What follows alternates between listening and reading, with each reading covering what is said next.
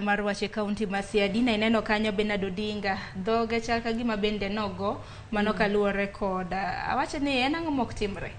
En musa ahinya kuom Bernard gima notimore ok en gima ber to kendo inyalo goyo ng'ato mineg kata ng'ato nono nikech weche siasa.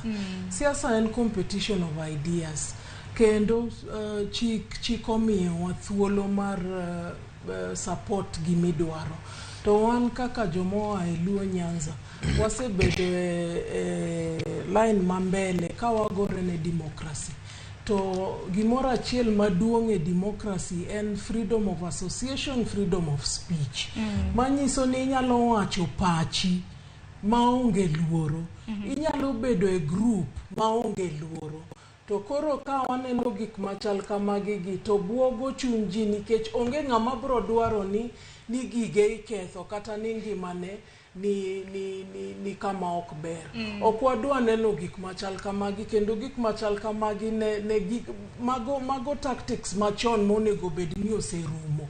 Ting'e ni sama gik machal kamagi timore to party we manyiso picha marach.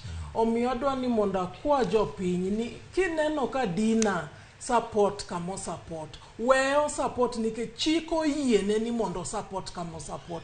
In bende ayie ni mondo I support kami support. Onge haja mar inyo ng'ato nikech pache. Nikech ok wan e ndalo ma wan prisoners of conscience.